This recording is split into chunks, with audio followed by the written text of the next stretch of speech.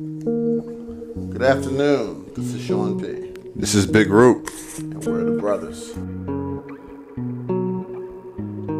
I'm tired of the same rap songs. Every new hit's just to fucking sing along. Rap is so boring, now correct me if I'm wrong. It's like they took the art out the fucking art form. I'm tired of the same rap songs.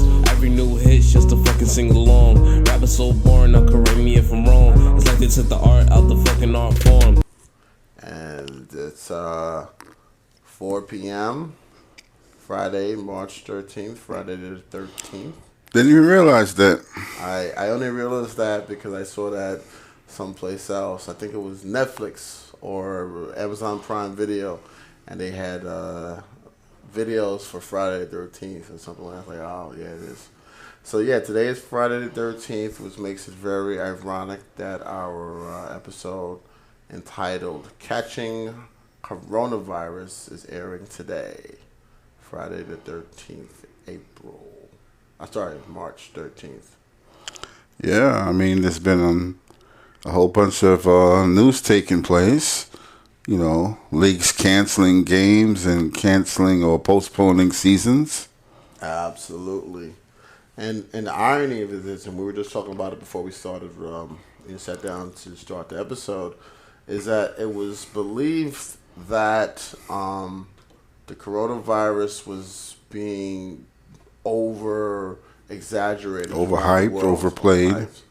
And I remember when things first started getting a little crazy, you saw China, I believe they put up hospitals in 3 days or some ridiculous amount of time. And number one, that's just an amazing feat to actually build a hospital in a short amount of time. What most people don't know is that some of that construction fell apart last week and people were trapped. So, I mean, just, to kind of put two and two together. But the thing is, I think that whole process showed the importance and the urgency that they believed and were working under. That we have to get this hospital up really fast. We have to get the right sources in place. And we have to take this virus very seriously, whereas we in America were doing what? Basically, make sure you wash your hands, drink lots of water, and you should be fine. Exactly. So that's what the news was the last couple of weeks for us in the United States of America.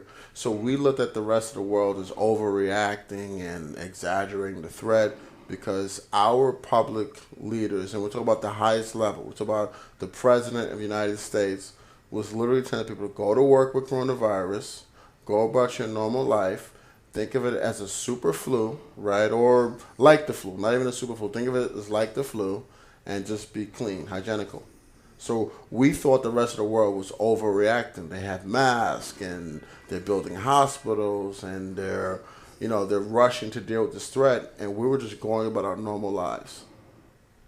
Yeah, going to work, trying to earn a living. Didn't seem too serious as long as you try to keep yourself in good health and protected yourself. Like you said, wash your hands, use hand sanitizer, take regular precautions. You should be fine. You shouldn't really have any cause for concern, but we're seeing now in other countries, thousands of people have lost their lives. Exactly. And even when that was going on, because as the news started coming to us, we started seeing that there was all this urgency. A lot of jokes were cracked about it because it was so far away. Perhaps if we were given more accurate information, we wouldn't have thought of it that way. We would have thought of it that, no, this is a human problem. It's a virus. It can spread. It can spread quickly depending on the type of virus and the recipient, whoever's exposed to it. And it's very serious. It's dangerous. But we weren't given that kind of information. We were told, just go about your normal lives, but be careful and be clean. Well, again, that shows the power of the media and what type of influence our leaders can have if they choose to downplay something and not make it a priority, and will lull to a false sense of security. it really can take off and spread like wildfire. We do have to try to take precautions and mindful. Each of us might have strong immune systems and feel that we're not vulnerable, but we have to take into account who we contact with on a daily basis. Maybe an elderly relative or a very young child who's not fully developed as far as their immune system. Exactly. And to that point, why do you think that the media and more importantly the powers that be would downplay it? Or do you think it was a lack of them not being prepared and informed and putting that message out? Or do you think it was something where they just didn't want to be fully honest and accurate? Because you made a good point. I mean, the whole thing is it was downplayed from the highest levels, right?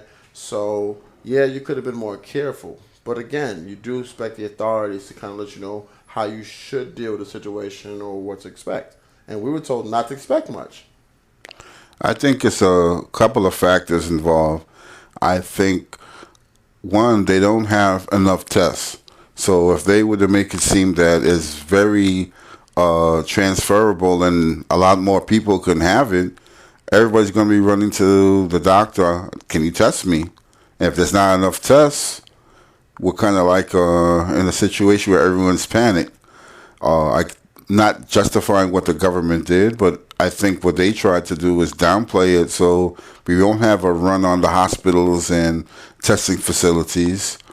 If everybody is following the quote-unquote guidelines of washing your hands and drinking water and, there's no big public gatherings, maybe they can slow down the spike of the contagious period and give them time to come up with some type of vaccine. Okay, that's true, but the thing is, there was no limit to the size of public gatherings because there was no threat to it. See, that started coming about as more accurate information came about. So originally, there were sporting events that were going to continue as normal. Again, we were told to go to work as normal. So I guess my point would be, if you didn't want to run on the public healthcare system, would it not have been more effective to be honest and say, this is pretty serious, we don't have enough testing yet, so we need people to isolate themselves as best as possible or keep distance so that you don't get sick and then wind up needing, public health treatment, as opposed to, we're not going to let you know how bad it is, so you don't think you need public health treatment. No, I see your point clearly. But seeing how people are reacting just on the information that's been given out so far, if it was really seen as a very serious and dire situation, people might really be closing out the stores and acting in a panic. Because right now what we're seeing is the preliminary people, who are very paranoid and buying all the toilet paper and water and everything else in the store. Right. If it was a real mass hysteria, this place would be chaos. Right. That's true, right? And that's why you need good leadership.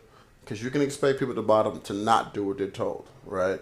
Especially when they're not told the right things. But if you're not telling them the right things, right? Because here's the thing. You mentioned earlier that, let's say your immune system is strong, but then you bring it around an older or a younger or someone whose immune system isn't that strong to deal with it, but you're not aware of the threat that you pose to them. So now, yes, you're going through the motions of protecting yourself and trying to clean yourself, but number one, if those activities aren't sufficient, and that's been told to you, right? You're told to do it, but the powers that be know that's the best we can tell you right now. But you feel it's sufficient because that's what you're told. So you're not going to feel a certain way around more susceptible people because you've taken the necessary precautions. And then you're told that's not actually enough. So that's the first thing. Whereas, okay, if we don't want to run the healthcare system, but you also don't want a false sense of security, which is probably going to lead to a run on the healthcare system. And I don't understand it. I want something good to listen to. I demand it. All the real artists on another planet, and me, I'm the last MC still standing. No, I see your point. Because if you're not made to feel coming around your elderly relative or relative that has a compromised immune system, you might not take as much precautions that you should, as far as just staying away, because maybe the hand washing and other precautions you've taken is not enough. They're so weak that any introduction of that virus to them is now going to be deadly. If you have some information you're aware, you then have the opportunity to act a certain way or to operate a certain way. Whereas if you don't know what you're doing or what you're facing, the odds are you're not going to act that way because you don't know the actual threat. Well, I think the problem too is, this is say different than when HIV or AIDS became prevalent. They can tell you specifically it's transferred in this way, whereas they're not telling you if you breathe on somebody within 6 feet or 6 inches, or if you're shaking hands or hugging. Like, you're not sure exactly what is the criteria to transfer the virus from one person to another. So we're kind of like, if they tell you everything is okay as long as you wash your hands and drink water, you think that's adequate. I'm not doing anything above and beyond that as far as maintaining my good health or with everything else. If they were to say that, any human contact with somebody that really has the virus, you're going to get the virus put onto you, is a different story. Exactly. And I guess the whole point is why. Now, it's possible, and I think some stories have come out that the government has been unprepared. They were either underfunded or not fully staffed or whatever the case was, but they weren't ready for any level of serious disease or, God forbid, a pandemic, which this now is. So I don't think anyone could rightfully say how come they weren't ready for coronavirus, right? Because that's Monday morning quarterbacking. But we're saying, why would you underfund an agency that every year and every day's mission is to be prepared to analyze, evaluate, and again prepare society for these type of situations? Because if you're not prepared for any type of situation, how can you be prepared for this situation? Well, I don't claim to be an expert on these matters, but it seems that the current administration believes in throwing money at things after the fact. They're not being preemptive, not being proactive in trying to prevent certain disasters or situations. They're basically going to react when something happens. Exactly. And I think to that point, and then we can kind of move forward, is just saying that philosophy is dangerous. I think many people would say it's wrong because I understand you don't want to give too many details sometimes to the general public, but I think that's different than giving false details. And I think there is a difference there because if you don't tell somebody not to do something, or you tell somebody to do something expecting this outcome, and that's not accurate, that's different than saying nothing. So I think many of us are upset, especially if you're aware and informed, when you're not told anything. But that's different than somebody telling you the wrong thing. This is okay. That's not okay. Well, I mean, I'm not an expert on this matter, but it's the same thing when this administration says global warming is a myth, and none of these things are really going on, and right. They don't want to put these measures in place that's going to help us in the future. But what I'm saying is we're acknowledging that some people lie, and I think we have to use that word bluntly because there's evidence to the contrary, yet they don't focus on the evidence. And I'm not just saying this administration, I'm saying in general. But I'm saying it's one thing to not have the right information. It's another thing to not fully inform people of all the information you have. It's a third thing when you mislead people with false information. And I think that's something that can be factored into what's happening in this situation. No one said that they can control coronavirus. No one's saying that it's their fault. We're saying that we were led to believe that other countries were overreacting when they were dealing with the actual situation, and they probably looked at us as being insane for not reacting to the situation.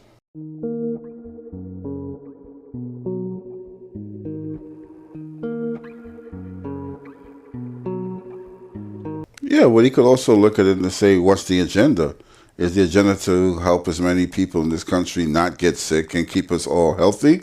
Or is it to create a panic so that, guess what? I'm going to get elected real easy because there's enough way you're not going to elect me when I'm trying to fight a deadly disease. Right, and again, I think that leads to our next section. We go into more detail, but again, I think many of us can speculate why. But I'm saying there's still some conversations that everything that could be done has been done. So it's almost some people are saying that no, the administration's been doing a wonderful job, or they've been doing all that they can do. Because sometimes you are doing all that you can do, right? And it's unfair for people to expect more when the reality is no, literally we're stretched thin. That's different than saying that, no, we know for a fact you should have been doing more, meaning the CDC should be fully funded, right? Is there always money to do certain things? No. But is the importance of the CDC every year the same? Yes. Because their funding and their preparation is to help us deal with these kinds of situations. Like you said, not after it happens, how do we figure it out? Saying, no, let's always, to the best of our ability, monitor, plan, provide, and prepare. Because guess what? Let's say 3% of Americans that contract this disease die. And let's say, and I'm just throwing out numbers here that I don't know to be accurate. Let's say there's a 30% acquisition rate. So now you're talking about millions of people may acquire of it and thousands of people may die. I'm not saying that's going to happen, but that's a possibility. Now, how many of that could have been prevented if you told people, don't go to work, right? Stay home. Because guess what? That's where we are now anyway. Many of us are working from home. Because now that the threat is being taken seriously, people are like, ooh, we weren't taking it seriously before. And all I'm saying is maybe 2 weeks, 3 weeks would have changed that. We'll never know. And that's why, like you said, the next segment will be, was this something more intentional? No, I totally understand. I see your point. And it also could be blind faith. Oh, it's not that bad. It's not going to get that bad. And when everything's going on, I just dig a hole and stick my head in the ground and pray for the best. And obviously, we operate in a world of facts and in a world of conspiracies, and both are real, meaning the impacts of both are real. So I remember a few weeks ago hearing about the doctor in China who first came, and they're like, that's messed up. This guy found the virus, and they killed him for it. And I didn't really follow up on it because, again, that was a point where the virus wasn't having a major impact on our society. You and I were both dealing with something very personal and very serious, as we mentioned on a few episodes back with our mother. So I didn't even really register what was being said about the doctor. So being that the last few days things have changed drastically in our society, impacting the large part of the country, I said, let me do a little research. So I came across an article and it said, and I quote, "Hero who told the truth.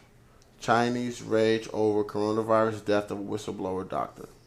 So basically, Dr. Li Wenlang, 34, died in the early hours of Friday, local time, after he was infected during the fight against the outbreak. So, end quote. So the irony is that the doctor who was first dealing with patients who were sick with something, not knowing what it was, no name for it, in Wuhan province, died from the coronavirus. And one of his early warnings on social media to his colleagues was that there's something going around, cover up, protect yourself. So in other words, he probably already contracted at that point and realized the seriousness of it. Now again, because he didn't know, and that's the point about proper information, he wasn't protected. His colleagues probably weren't protected because they didn't know what they were dealing with. So once he knew what he was dealing with, he made certain to get that information out there to other people to warn them so that they would be better prepared. Now, sadly, it was too late for him and maybe others like him that were at the epicenter of it. But the first thing he did was warn people, give them the right accurate information so that they could prepare themselves. Well, see, that's a scary thing because, as far as I can tell, 34 years old, he probably should have had a decent immune system. You don't think of someone 34 being compromised. So that would lead you to believe that this is a more serious disease than what it is, because it's not like he's an elderly patient, like an 80-year-old person that, immune system is compromised. He got this, thought it was the flu, and he passed away. He realized it was something very deadly and transferable. I was trying to warn others. So that lead you to believe, what are we dealing with? Exactly. So the three things I take away from just his situation, and rest in peace, because he did the best he could, but was number one, real information, right? Because when I first heard of him, I heard he was killed by the Chinese government for trying to spread the news. Now he did receive some trouble from the Chinese government because, again, at the time he was warning people, they weren't aware of the threat. So they thought he was making it up. He was like, no, this is really bad. And the people around here are really sick. And I guess many of his colleagues, because they weren't aware of the threat, they weren't protecting themselves. So I think part of it wasn't just that his immune system was compromised. He probably was around it constantly. And he wasn't covering up because he didn't know what he was dealing with. So one of his first actions then was to let everybody know what he's dealing with, right? It's too late for me, but guess what? Protect yourself. Cover up. This is bad. This is bad. And then once it really hit, we saw China go into action mode, right? We're building hospitals and we're rushing. We're diving in. Why? Because this is really bad. Meanwhile, we're over there like, what's wrong with them? Don't you guys have soap? Aren't you washing your hands? And they're probably looking over at us like, don't you guys know what's going on now? Are you not paying attention? And the truth is no, because we had false information. Chinese government killed them, right? We're not really recognizing the threat that someone 34, maybe in the prime of his life, died of exposure. And are we taking the appropriate steps that he was trying to get us to take? No, because we weren't even told those steps. So that's the takeaway from, I guess, what's going on with him. So you flash forward, and again, I think this happened,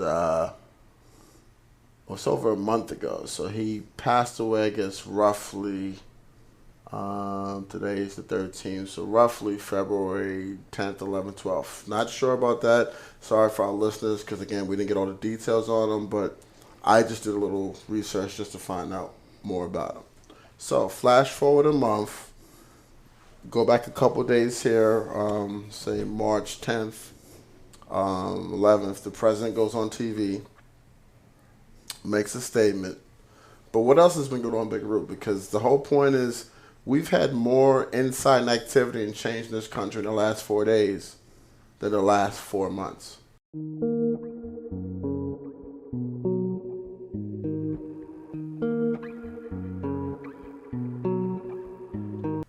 And that's the point. Well, what happened is a basketball player by the name of Rudy Gobert tested positive. I think that was on Tuesday. Mm-hmm. And subsequently, the NBA commissioner postponed the season, put it on hold, so that we would not have teams spreading the disease and having large gatherings of people in buildings to spread the disease. Mm-hmm. So let's emphasize that to the listeners of the brothers. Okay, we're talking about the United States of America, and we're talking about the NBA in prime function, racing towards the end of the season and the playoffs. And we're talking about the NBA suspending games, right? We're not talking about players playing and no fans being available as NCAA originally did. We're talking about them saying, no, season's on hold. That's huge. That's really huge. That's huge. And we have to emphasize to our listeners who may not live in the country, that's huge. Because we love our live TV and our sports. That's, I'm going to say as big, but almost as big as in Europe. or for the world, canceling the World Cup. Right, exactly. It's that big. What Big Rube said is true. This is major. So I only emphasize that because I think that's when it became real to us. Like, whoa, right? So again, this doctor who gave his life in China to find this disease and warned some of his colleagues who weren't working immediately with him to get ready and to be prepared. And then us watching China and South Korea and other parts of the world react dramatically and drastically of the threat didn't matter to us. We have to be honest. It didn't matter to us. What mattered to us was the NBA suspending its games. Yep, the NBA is suspending its games. Anybody that's maybe a casual college basketball fan, or a lot of people play the pools in March Madness, that was canceled. NCAA says no games. The tournament is not postponed. It's canceled completely. Exactly. Which is a very huge thing. Exactly. The NHL, MLB, NCAA sports across the board. So all of a sudden we went from go to work, wash your hands. Life should remain the same. To everything is being ripped up and down. Right. So, to our listeners, right? And you know that Berup and I are very level-headed. And we're trying to get the tone of our country because up to about 5 days ago, everything was normal in this country, right? The stock market was having some ups and downs, but everything was relatively normal. Yeah, so like I said, we're talking about Rudy Gobert. We're talking about the stock market, which has had some record lows. This is now officially in a bear market. It's gone to the level of negative growth, or rather the gains of the values of the stocks, 401ks. Everything has diminished to a certain value. So again, and just as a quick side note, anybody got a 401k, don't touch it. Might as well leave it there now and let it try to go back up. Because you take the money out, you're taking a loss. Exactly. So you've lost probably more money the last 4 days than you've accumulated over the last maybe 3-4 years, right? And that's literally the point we're trying to say with the virus and awareness in this country at this point, United States of America, where over the last couple of weeks we were watching the world react, or from our perspective, overreact. And they in turn were probably watching us underreact. And in the last 4 days, with all the information that came out, all of the sports leagues basically going dark, Broadway minimizing, New York and many other states limiting the amount of people in public gatherings, which Big Group said, basically took us to another level because we're not used to that. We're used to going and coming freely, and we're used to our live activities. And all of a sudden, over the last 4 days, 3 days, that's all changed. So now coronavirus is here. And now, as we're talking about this episode, catching coronavirus, we're dealing with it. So, I guess we're going to get ready to move to our, call to action phase. And, Big Group, do you have any call to action for our listeners? Well, my advice to our listeners is what I say thing I'll tell to the rest of my family. Take precautions, wash your hands, drink plenty of water, try to keep your immune system strong, try to minimize your contact with a lot of people. The less contact you have, the less chance you have of catching something. Well said, well said. All good instructions, and as your brother, I'll definitely heed them. Because you're right, I mean, sometimes all you can do is all you can do. And that includes washing your hands and minimizing contact. I think getting as much accurate information as you can, so being careful not to listen to rumors and false spread fake news, and try to get facts that actually help you and those around you.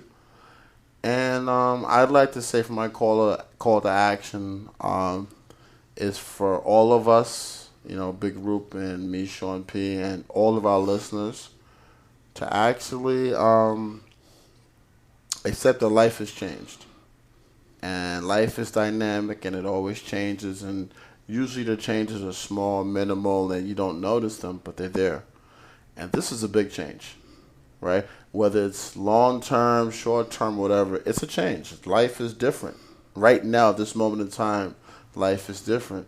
So we need to kind of acknowledge that and maybe change with it, right? And like Big Rube said, if we could be more healthy, more responsible for our neighbors and our families and just one another, then we can take this opportunity to try to be better, right? I hope that our government would be more informative. I hope that our media would be more accurate. But we as individuals can actually care about one another a little bit more and care about ourselves more and just actually, take better care of those around us. So, I'm Sean P. I'm Big Root. And we are the brothers, and we'll be back with another episode. We'll see how far everything goes with this situation. But as far as catching coronavirus, let's try to work together to get rid of it. All right, everybody. Be healthy and stay safe out there. Peace out. Peace out. I'm tired of the same rap songs. Every new hit's just to fucking sing along. Rappers so boring, now correct me if I'm wrong. It's like they took the art out the fucking art form. What's going on, man? I don't understand it. I want something good to listen to, I demand it. All the real artists on another planet, and me, I'm the last MC still standing.